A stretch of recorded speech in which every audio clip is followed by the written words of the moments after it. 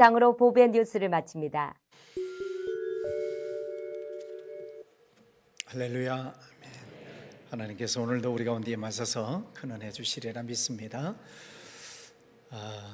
지금 경상도 지역을 중심으로 많은 산불이 일어나서 많은 인명 피해 또 재산 피해가 어마어마하게 많이 일어나고 있습니다. 이제 단비가 내려서 조금 진화가 되기는 했습니다만은 아직도 산불이 진행 중에 있어서 주민들이 많은 어려움 가운데 있습니다. 많이 기도해 주시고 또 우리 교회에서도 이제 나중에 또 모금을 해서 또 보내는 그런 시간을 갖도록 하겠습니다. 많이 기도해 주시기를 바랍니다. 오늘 말씀의 제목은 죽었다가 다시 살아난 아들입니다.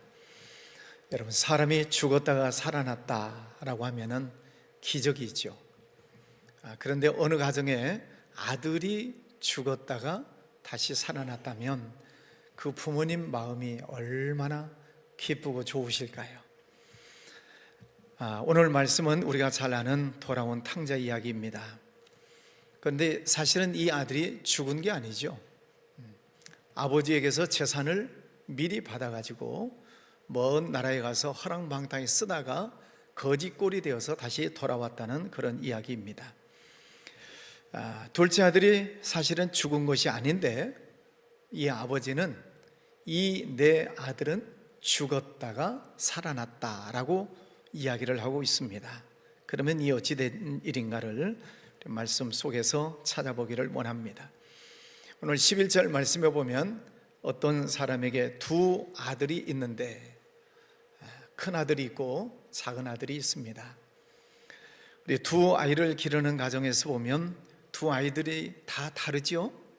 생김새도 다르고 행동도 다르고 또 성질머리도 다르고 습관도 다르고 모든 것이 다릅니다. 쌍둥이 있는 집 있죠? 쌍둥이는 똑같아요? 일란선 쌍둥이면 얼굴은 비슷한데 다 달라요. 희한한 일이죠. 자, 그러다 보니까 아빠가 좋아하는 기질을 가지고 있으면 그 아이는 아빠가 좋아하고, 엄마가 좋아하는 기질이 있으면 엄마는 또 그 아이를 좋아하게 됩니다. 오늘 이 집에 두 아들이 있는데 큰 아들을 성경에서 보면은 기질이 내향적입니다. 집안에만 있고 주어진 일에만 열심히 일을 하는 아들입니다. 자기 속에 있는 생각을 표현하지 못합니다. 그러다 보니까 속에 울분이 쌓여 있는 그런 큰 아들의 모습이지요. 둘째 아들은 반대로 외향적입니다. 자기가 하고 싶은 대로 해야 직성이 풀립니다. 아버지에게도 할 말은 해야 됩니다. 도전적이고 행동이 거친 모습을 보게 됩니다. 두 아들들의 모습을 보면서 누가 잘했냐 못했냐 그렇게 나눌 수는 없습니다. 그런데 오늘 말씀에 보면 둘째 아들 이야기가 나오니까 둘째 아들 이야기를 보겠습니다. 12절에 보면 그 둘째가 아버지에게 말하되 아버지여 재산 중에서 내게 돌아올 분깃을 내게 주소서. 이게 무슨 말이냐면 이제 아버지 언젠가는 돌아가실 거 아닙니까? 그러니 아버지 돌아가신 셈 치고 유산을 미리 주십시오. 지금 그런 얘기입니다. 여기에 우리 아버지들 많이 계시는데 아들이 와가지고 아버지 지금 죽은 셈 치고 지금 재산 좀 달라니까요. 그러면은 아버지 마음이 어떠시겠어요? 이런 화가 나지 않겠습니까? 네. 그래서 이 둘째 아들이 뭐 하겠다는 거예요? 지금 재산을 미리 받아가지고 아버지를 떠나겠다는 것입니다. 근데 성경 전체를 보면 그 아버지는 그렇게 나쁜 아버지가 아니에요. 단 한 번도 이 아들에게 화를 내거나 또 아들을 구속한 일이 없습니다. 화날 일이 있을지라도 꼭 참고 오직 사랑으로 대한 아버지의 모습이지요. 정말 좋으신 아버지입니다. 그런데 이 둘째 아들은 왜 그 좋으신 아버지를 떠나려고 할까? 무슨 이유일까? 설교 준비를 하면서 그 아들과 아버지의 마음을 계속 제가 속으로 생각을 해봤어요. 그렇게 좋은 아버지인데 왜 도대체 이 둘째 아들은 아버지에게서 자꾸 벗어나려고 할까? 아무리 생각을 해도 이유가 없습니다. 아버지 집 부자잖아요. 일꾼이 많은 집이에요. 부자예요. 그러니 아마 아들들에게는 어려운 일 시키지 않았을 거예요. 또 두 말 없이 재산을 나눠 주신 것을 보면은 아버지는 참 좋으신 아버지이셔요. 근데 이 둘째는 왜 자꾸 아버지에게서 벗어나려고 할까? 아무리 생각해도 답이 나오지 않습니다. 그래서 결론을 내리기를 그냥 떠나고 싶은가 보다, 그렇게 생각을 했습니다. 아버지가 구박한 적이 없습니다. 억지로 일시킨 적도 없습니다. 그렇다고 이 아들은 아버지가 싫어서 떠나는 것도 아닙니다. 근데 이 둘째는 왜 떠난다고요? 그냥 이유가 없어요. 그냥 아버지 집을 떠나서 자기 마음대로 살고 싶은 거예요. 자기가 가고 싶은데 가고 싶고, 먹고 싶은 것 있으면 먹고 싶고, 또 뭐 놀고 싶으면 놀고, 자기 마음대로 하고 싶은 거예요. 자유를 누리고 싶은 것입니다. 자유. 여러분, 이 아들이 가지고 있는 이 착각, 자유에 대한 이 착각이 그 인생을 망치고 있다는 것을 알아야 됩니다. 이 아들이 지은 죄는 아버지의 돈을 낭비해서 죄가 아닙니다. 일을 하다 보면은 돈을 잃어버릴 수도 있고, 사업하다 보면은 잘못될 수도 있죠. 아버지는 그것을 가지고 하시지는 않습니다.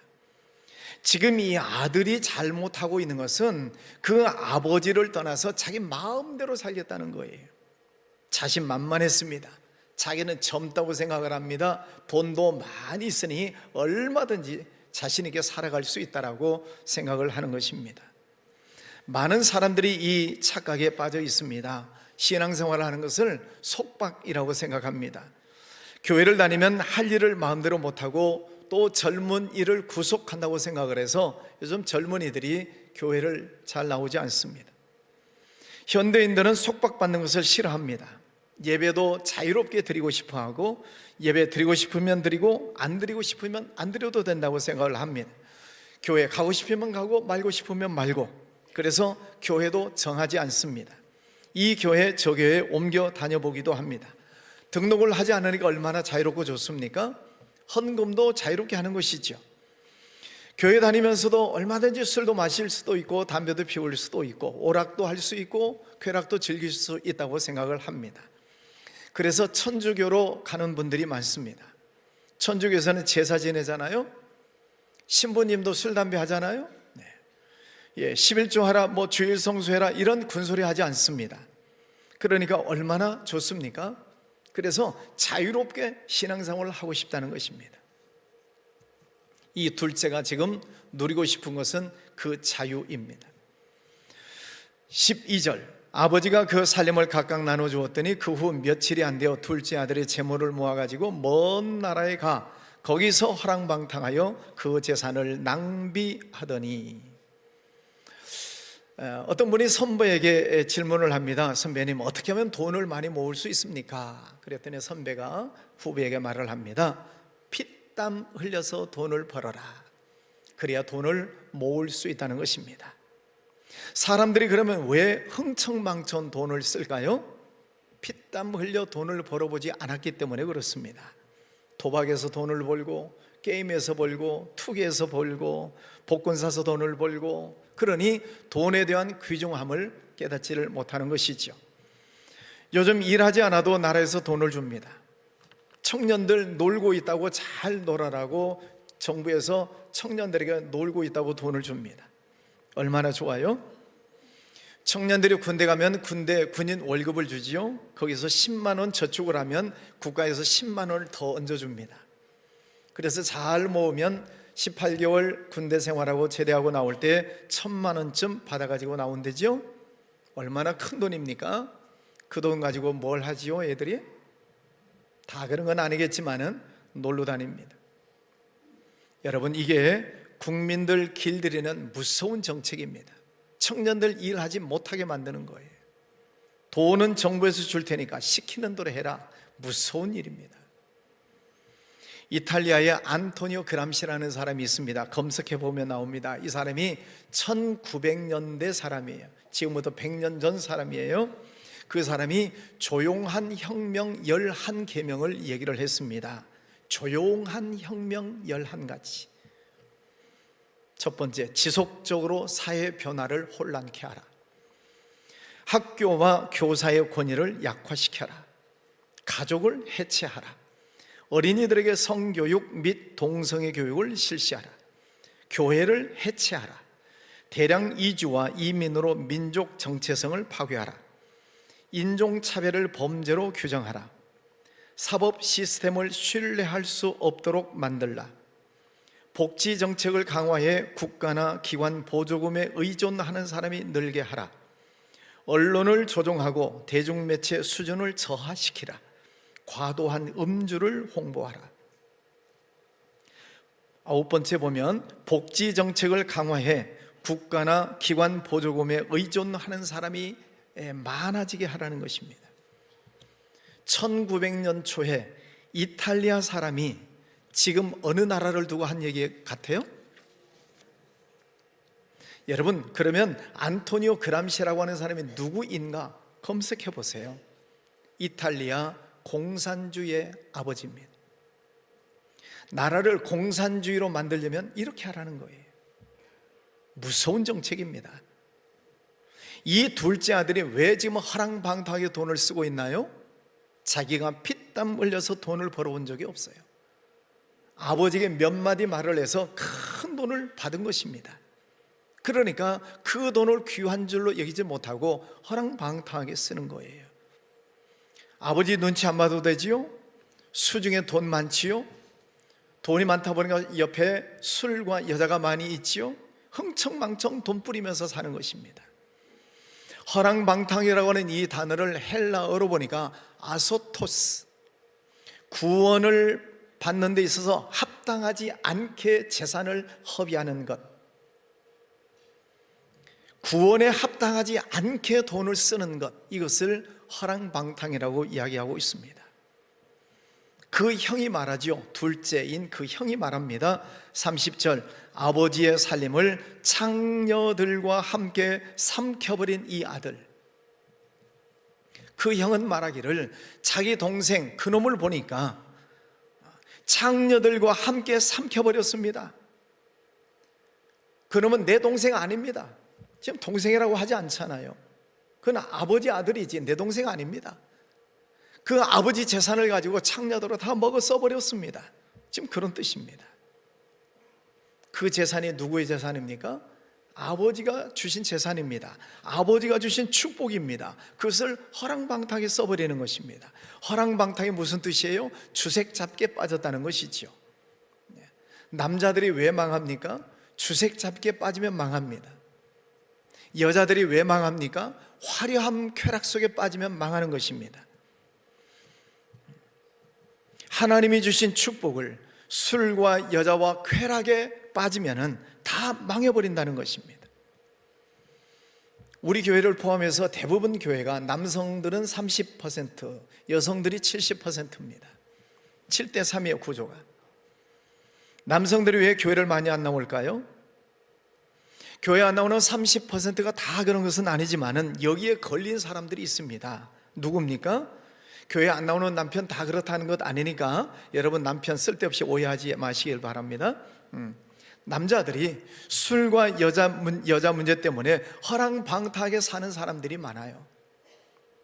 우리 교인들 가운데 그런 분이 없으리라 생각을 하지만 그런 유혹을 잘 이겨내시기를 바랍니다. 사람들이 공짜 돈이 생기면 엉뚱한 생각을 해요. 그래서 죄를 짓는 것입니다. 돈 벌기 힘들지만 쓰는 것은 쉬운 일입니다. 13절 14절, 그 재산을 낭비하더니 다 없앤 후 그 나라에 크게 흉년이 들어 그가 비로소 궁핍한지라. 돈을 다 낭비했습니다. 금세 없어졌습니다. 그런데 설상가상적으로 그 나라에 흉년이 들었습니다. 곳간에서 인신남다고 하죠. 돈이 있어야 인심이 나는 것인데 자기 먹고 살 것도 없으니까 사람들이 도와주는 사람이 없습니다. 구걸해도 도와주지 않습니다. 옛날같이 돈이 많았을 때 어울렸던 친구들 있잖아요. 찾아가봐서 도와달라고 하는데 도와주지 않습니다. 세상 무섭지요? 돈 있을 때는 사람들이 파리떼처럼 모여들지만은 돈 떨어지면 사람들이 외면합니다. 손절합니다. 그게 세상입니다. 굶어 죽게 생겼습니다. 하는 수 없이 굶어 죽을 수는 없고 가서 직장을 잡았는데 돼지 키우는 집에 들어가서 일을 합니다. 유대인들은 돼지를 키우지 않습니다. 성경에 보면은 돼지는 부정한 동물로 분류를 했기 때문에 유대인들은 돼지를 키우지도 않고 돼지고기를 먹지도 않습니다.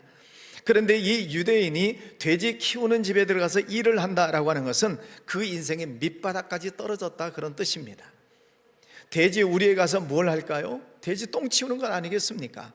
그러면 밑바닥 중에서도 제일 밑바닥으로 떨어졌다는 것입니다. 주인이 먹을 것을 주지 않습니다. 그러니 돼지가 먹는 그 쥐엄 열매라도 먹으려고 하는데 주인이 그것도 못 먹게 하는 것입니다. 돼지가 먹어야 되는데 왜 네가 먹냐, 쫓아내는 것입니다. 돼지만 또 못한 인생으로 전락해버리고 맙니다.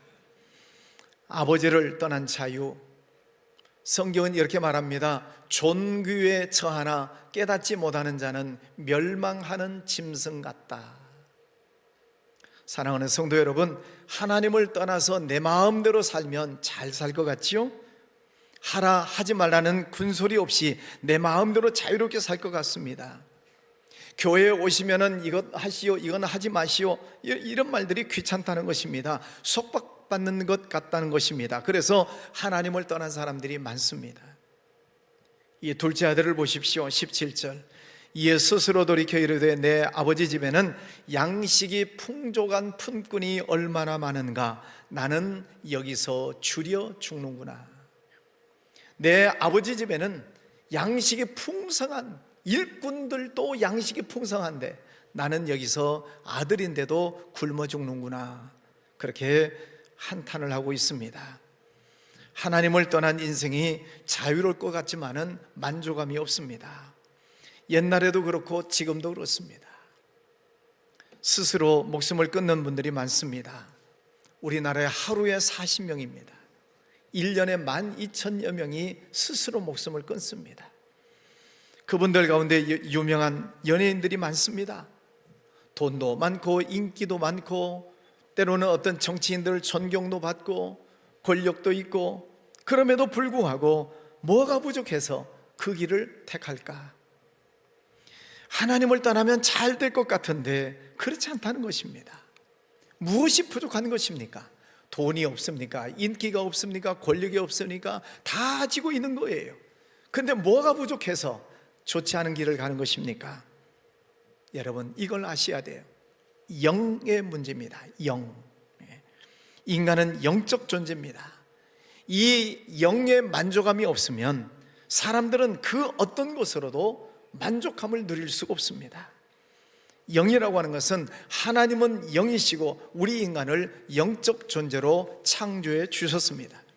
그래서 내 영과 하나님의 영과 만나야 거기에서 기쁨이 있고 행복이 있고 감사가 있는 것입니다. 그런데 그 하나님을 떠나면 이 영이 죽는 거예요. 이 영이 죽어버리기 때문에 이 영이 죽으면 정신이 병들고 육신은 망가지게 되어 있습니다. 나는 여기서 줄여 죽는구나, 굶어 죽는구나. 그래서 거기에서 굶어 죽는 사람이 많습니다. 아버지를 떠나서 방탕하게 살다가 아버지에게로 돌아오지 못하고 거기에서 죽는 사람이 얼마나 많습니까? 다행스럽게도 이 아들은 생각을 바꿉니다. 아버지에게로 돌아가자. 이제는 아들이 아니라 품꾼의 하나로 나를 좀 받아달라고 아버지에게 애원을 하자. 나를 일꾼으로라도 좀 받아주십시오 라고 생각을 하고 마음을 고쳐먹고 걸어서 고향으로 돌아가게 됩니다. 가면서 많은 생각을 하겠지요. 아버지가 나를 받아주실까? 재산을 탕진했다고 아버지가 나를 쫓아내시는 것은 아닐까? 많은 생각을 하면서 고향으로 터벅터벅 걸어가고 있을 것입니다. 미국에서 있었던 일이라고 합니다. 허랑방탕하게 살았던 아들이 있었습니다. 부모 속을 엄청 썩였습니다. 가출해서 못된 짓을 많이 했습니다. 그러다가 깽단에 들어가서 폭력을 행사하면서 살았습니다. 붙잡혀서 감옥에 들어갔습니다. 수년간 복역하면서 생각을 바꿨습니다. 내가 인생을 잘못 살았구나. 내가 부모님을 속였구나. 내가 잘못 살았구나. 내가 이제 다시 돌아가서 부모님을 모시고 살아야지. 그런데 부모님이 나를 받아주실까? 감옥 안에 있으면서 편지를 써서 보냈습니다. 부모님 죄송합니다. 중략하고 제가 몇 월 며칠 날 출소를 하는데 고향으로 돌아가고 싶습니다. 부모님이 저를 용서해 주시라고 차마 말씀드릴 수 없습니다. 그러나 부모님께서 저를 용서해 주신다면 그 표시로 우리 집 마당에 있는 감나무에 노란 수건을 걸어주시면 부모님이 나를 용서해 주신 것으로 알고 집으로 들어가겠습니다. 편지를 보냈습니다. 출소해서 버스를 타고 고향으로 갑니다. 가슴이 두근거리겠지요. 이 못난 놈을 부모님이 용서해 주실까? 과연 감나무에 노란 수건이 걸려 있을까? 고향이 가까울수록 그 마음은 두근두근 거립니다. 마침내 저 멀리에 고향집이 보입니다. 버스가 가까이 갑니다. 불안하지요? 초조합니다. 긴장이 됩니다. 과연 부모님이 나를 용서해 주실까? 과연 그 나무에 노란 수건이 있을까? 긴장된 마음으로 버스가 그 집 앞을 지나가는데 이런 그림이 있습니다.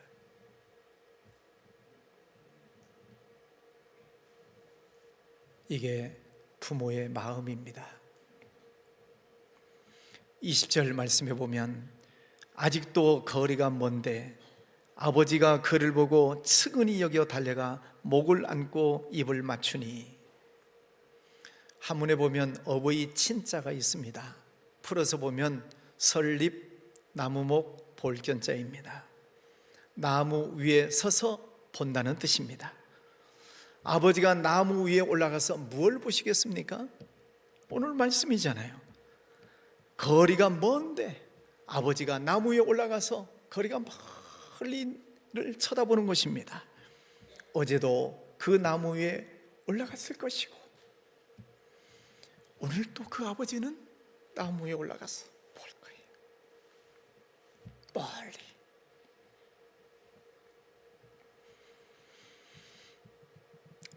그날 나무 위에 올라가서 멀리 쳐다보는데 저 멀리서 물체 하나가 보입니다. 서서 오다가 넘어져서 기어오다가 서서 오다가 기어오다가 저게 사람인가 동물인가?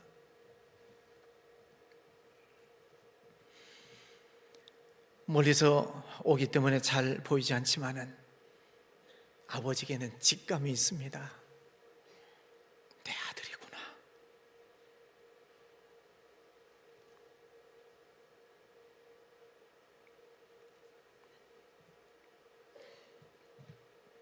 오늘 말씀해 보면 달려가 목을 안고 입을 맞추니.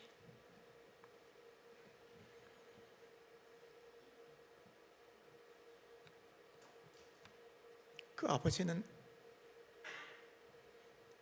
아들이 떠난 다음 날부터 그 나무에 올라가서 멀리를 쳐다보는 것입니다.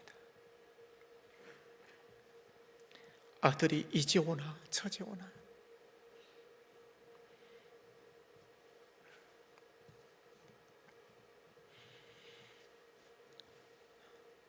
걸어오다가 넘어지다가 걸어오다가 넘어지는 그 아들. 아버지는 얼싸안고 돼지 냄새가 나고 꾀지저하고 온몸은 피골이 상접해서 곧 죽을 것 같은 그 아들을 끌어안고 입을 맞추고 아들아 잘 왔다.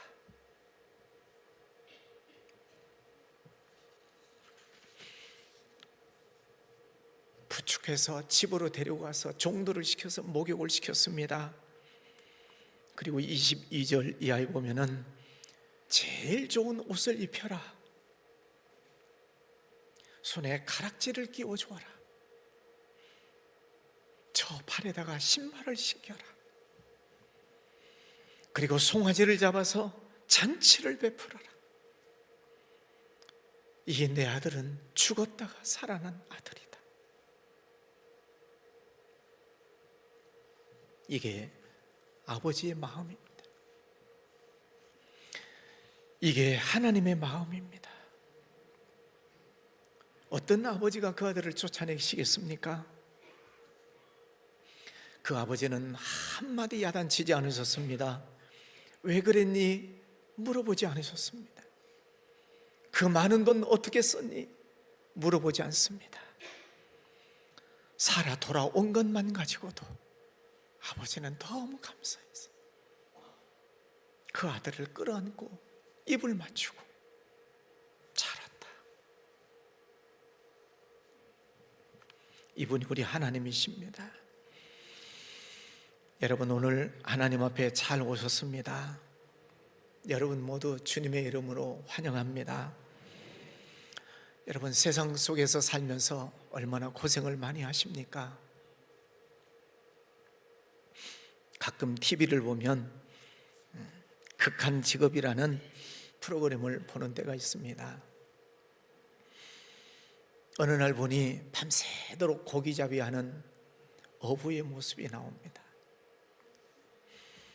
한 번은 봤더니 뜨거운 샘물을 녹여서 가마솥을 만드는 공장 이야기가 나옵니다. 어느 날 보니까 큰 바위를 깎고 다듬고 기계에 돌려가지고 돌솥을 만드는 공장 이야기가 나옵니다. 그 장면을 보면 마음이 숙연해집니다. 우리 교회 모든 성도들이 세상에서 저렇게 고생하는구나.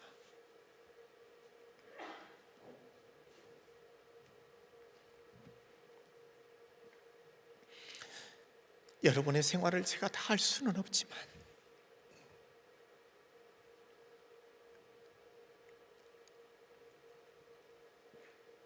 성도님들이 세상에서 얼마나 고생을 많이 하는가, 그걸 보면서 느껴집니다. 그렇게 해서 많이 벌면 좋겠지만 그렇게 많지 않은 돈으로 11조 내야지요, 감사헌금 내야지요, 선교헌금 해야지요, 또 몇 주 후에 또 산불헌금 해야 돼요. 네. 산불헌금도 해야 되고.